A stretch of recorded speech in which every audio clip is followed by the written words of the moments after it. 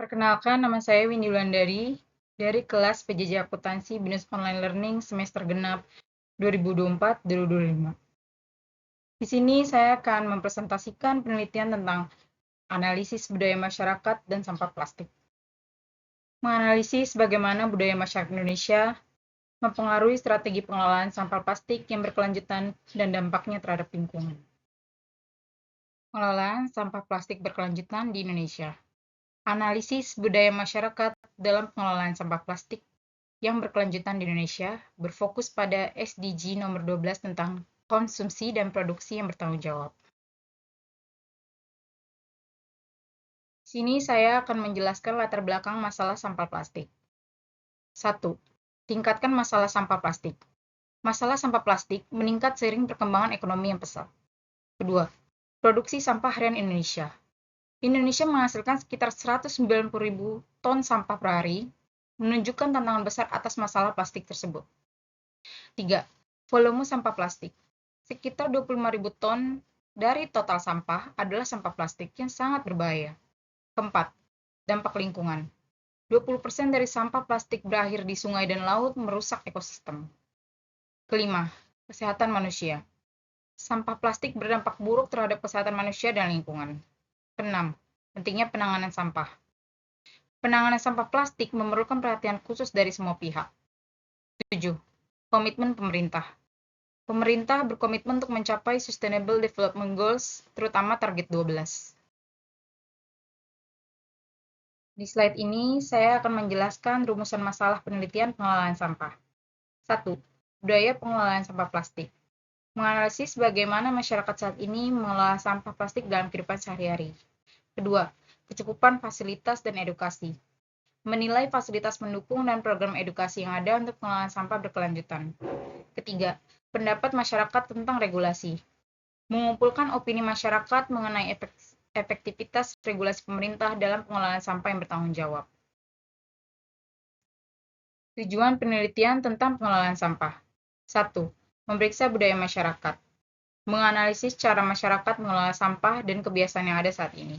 Kedua, menilai fasilitas pendukung, evaluasi kecukupan fasilitas yang ada untuk mendukung pengelolaan sampah yang efisien. Ketiga, mengevaluasi dukungan publik. Mengukur tingkat dukungan masyarakat terhadap pemerintah terkait pengelolaan sampah. Metode pelaksanaan. Pertama-tama, kami akan menggunakan wawancara terstruktur dengan narasumber usia produktif untuk mengumpulkan data yang relevan. Lalu, setiap anggota kelompok mencari kandidat narasumber dan mengerjakan proposal secara kolektif. Ketiga, rencana kegiatan. Wawancara dilakukan pada Desember 2024 dengan narasumber dari Jakarta dan Palembang. Pada temuan hasil wawancara, menunjukkan pada budaya masyarakat dalam mengelola sampah ditemukan penyebaran informasi yang tidak merata yang ditandai dengan kesadaran masyarakat yang bervariasi mengenai pengelolaan sampah. Meskipun beberapa sudah memilah sampah, namun sebagian besar belum disiplin dalam memilah sampah. Konten kreatif dan kampanye sosial dapat berperan besar dalam memberikan edukasi kepada masyarakat mengenai cara pengelolaan sampah yang bertanggung jawab. Kemudian, mengenai fasilitas dan edukasi, ditemukan bahwa fasilitas pengelolaan sampah terpilah atau drop box telah tersedia di beberapa area publik, namun belum dimanfaatkan secara optimal. Pada sisi regulasi pemerintah, aturan sanksi didukung oleh masyarakat, tetapi dalam penerapannya perlu diiringi dengan edukasi. Pembinaan, aturan hukum yang jelas, dan implementasi yang dilakukan secara bertahap. Rancangan solusi pengelolaan sampah. Berdasarkan temuan yang kami dapatkan tersebut, maka rancangan solusi yang dapat meningkatkan pengelolaan sampah yang bertanggung jawab di masyarakat adalah menerapkan narasi yang menarik untuk menarik perhatian masyarakat terhadap pengelolaan sampah. Contohnya seperti kasus kura-kura dan sedotan untuk mendapatkan perhatian dan mendorong kesadaran masyarakat untuk mengelola sampah secara bertanggung jawab. Kedua, memberikan insentif kepada konten kreator dan komunitas yang berkontribusi dalam kampanye pengelolaan sampah. Ketiga, meningkatkan jumlah fasilitas tempat sampah terpilah atau drop box di area publik untuk memudahkan pengelolaan sampah. Keempat, menggunakan algoritma media sosial untuk mempromosikan konten edukatif mengenai pengelolaan sampah. Kelima, melaksanakan regulasi terkait pengelolaan sampah dijalankan secara bertahap. Mungkin diawali dengan edukasi dan pembinaan kemudian diikuti dengan penerapan sanksi yang tegas. Aturan yang jelas dan tegas perlu diterapkan agar dapat menciptakan standar kebiasaan baru bagi masyarakat dalam mengelola sampah secara bertanggung jawab. Refleksi diri dalam pengelolaan sampah. Dalam proses mengerjakan tugas ini, saya mendapatkan banyak pengalaman berharga, terutama dalam hal kerjasama tim dan pemecahan masalah. Sejak tahap awal proyek, saya menyadari bahwa komunikasi dan koordinasi yang baik antar anggota kelompok menjadi kunci keberhasilan dalam menyelesaikan tugas ini. Meskipun kami bekerja secara daring dan tidak dapat bertemu langsung, saya merasa tim kami dapat membangun sinergi yang kuat sehingga setiap tugas dapat diselesaikan dengan baik. Melalui wawancara dengan narasumber, saya menyadari bahwa masih terdapat kesenjangan dalam pemahaman dan praktik pengelolaan sampah di masyarakat.